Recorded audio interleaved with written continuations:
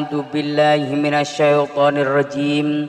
Bismillahirrahmanirrahim.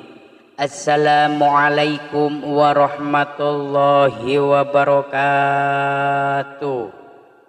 Syukur alhamdulillah kita bisa berjumpa lagi di channel ini. Sholawat dan salam selalu dan tetap tercurahkan kepada junjungan kita baginda agung Nabi besar Muhammad sallallahu alaihi wasallam. Allahumma sholli ala sayyidina Muhammad wa ala ali sayyidina Muhammad.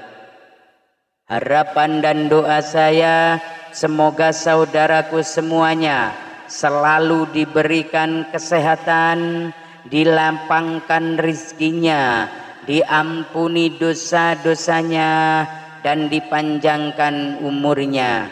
Amin, amin ya rabbal alamin.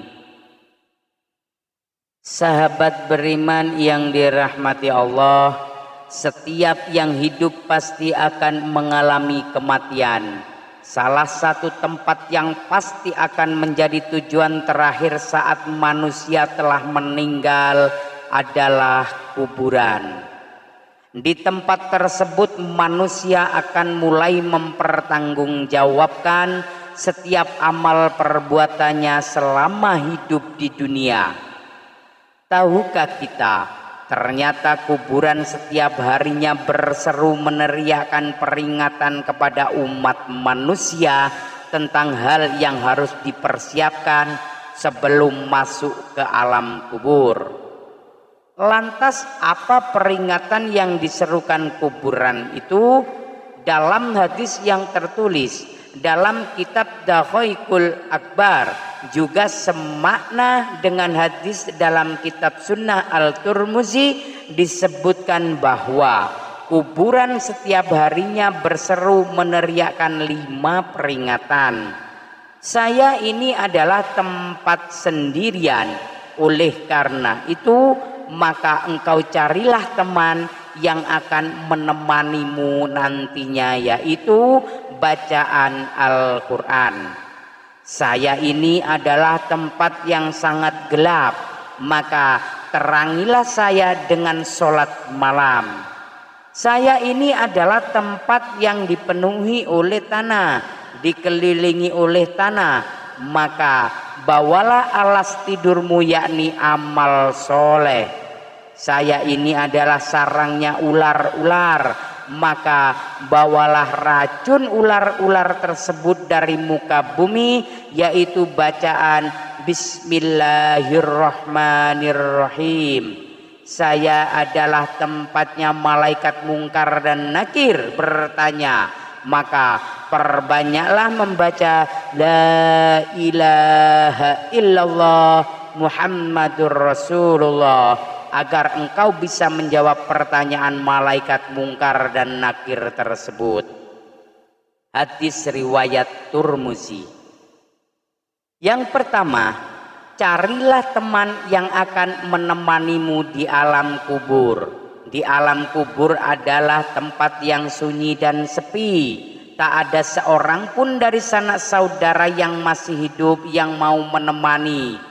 Bagi orang-orang yang gemar membaca Al-Quran sewaktu hidupnya di dunia, Al-Quran akan menemaninya di alam kubur sampai ia dimasukkan ke dalam surga. Di dalam suatu riwayat yang diceritakan oleh Al-Basar dalam kitab Lali Masnunah menjelaskan bahwa jika seseorang meninggal dunia ketika orang-orang sibuk dengan kain kafan dan melakukan segala persiapan untuk penguburannya di rumah, tiba-tiba datang seorang yang sangat tampan berdiri di kepala mayat. Ketika kain kafan mulai dipakaikan, ia berada di antara dada dan kain kafan. Setelah dikuburkan dan orang-orang mulai meninggalkannya, maka datang 2 malaikat, yakni malaikat mungkar dan nakir, untuk menanyakan amal perbuatan si mayat semasa hidup di dunia.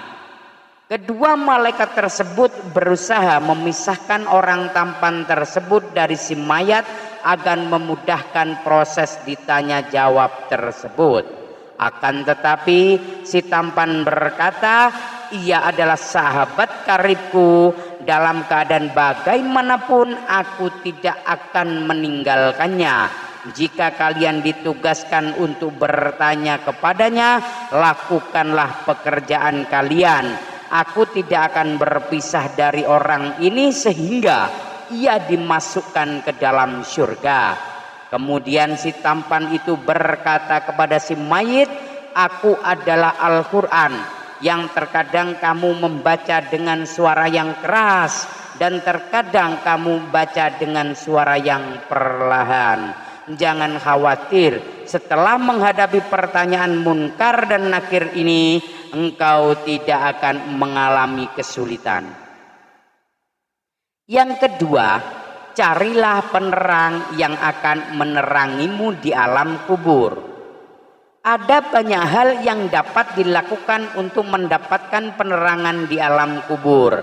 Salah satunya adalah dengan mengerjakan sholat. Hal ini sebagaimana dijelaskan dalam sebuah hadis.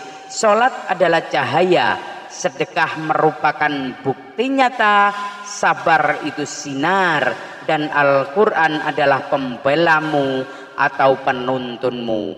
Hadis riwayat Muslim. Nabi Agung Muhammad Sallallahu Alaihi Wasallam bersabda tentang kuburan orang wanita yang berkulit hitam yang bertugas membersihkan masjid. Wanita itu meninggal, kemudian beliau menyolatkan wanita itu di atas kuburnya.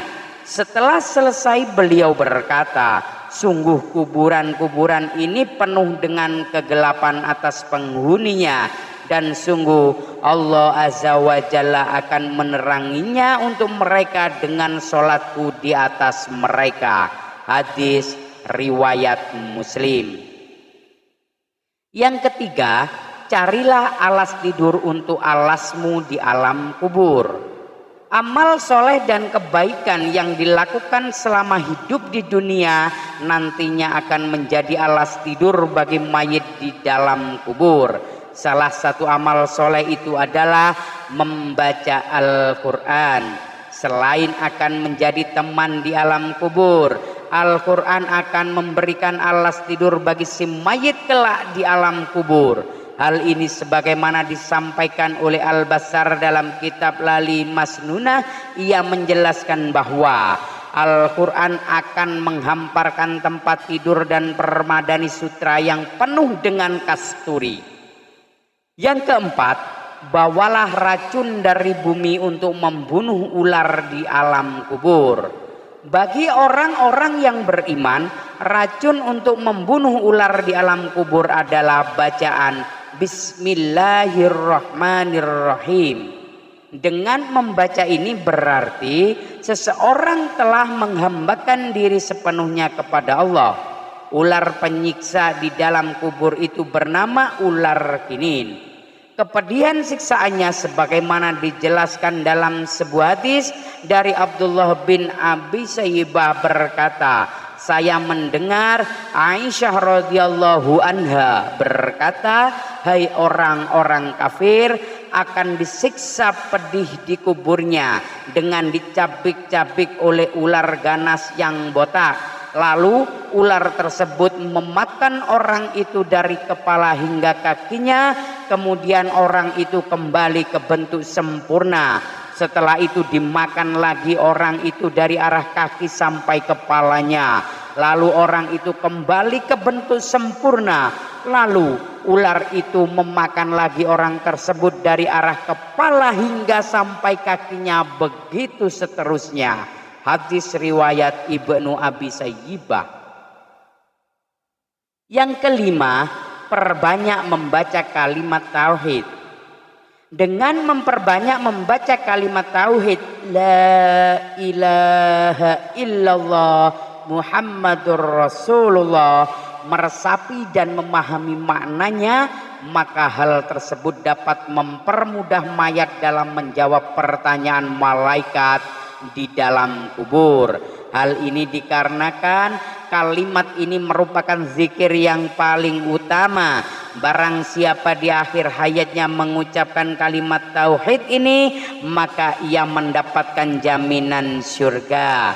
Hal ini sebagaimana dijelaskan dalam sebuah hadis dari Jabir bin Abdullah. Dia berkata, aku mendengar Rasulullah Shallallahu Alaihi Wasallam bersabda, zikir yang paling utama adalah la ilaha illallah, dan doa yang paling utama adalah alhamdulillah. Hadis riwayat Tirmizi. Di dalam riwayat lain yang dijelaskan, barang siapa yang akhir perkataannya sebelum meninggal dunia adalah la ilaha illallah, maka dia akan masuk surga. Hadis riwayat Abu Daud. Sahabat beriman yang dirahmati Allah, demikianlah 5 peringatan yang diteriakkan oleh kuburan kepada manusia setiap harinya. Hanya saja kita tidak diperkenankan oleh Allah Subhanahu wa Ta'ala untuk mendengar teriakan tersebut, karena bisa jadi jika kita diperdengarkan teriakan tersebut akan menjadikan kita serasa sangat ketakutan. Rasulullah Shallallahu Alaihi Wasallam bersabda, seandainya kalian tidak akan saling menguburkan, tentulah aku akan berdoa kepada Allah agar memperdengarkan kepada kalian siksa kubur yang aku dengar. Hadis riwayat Muslim dan Ahmad. Wallahu a'lam bishawab. Demikian yang bisa saya bagikan. Semoga bermanfaat untuk kita semua. Mohon maaf atas segala kekurangan. Usikum wa nafsi bittaqwallah.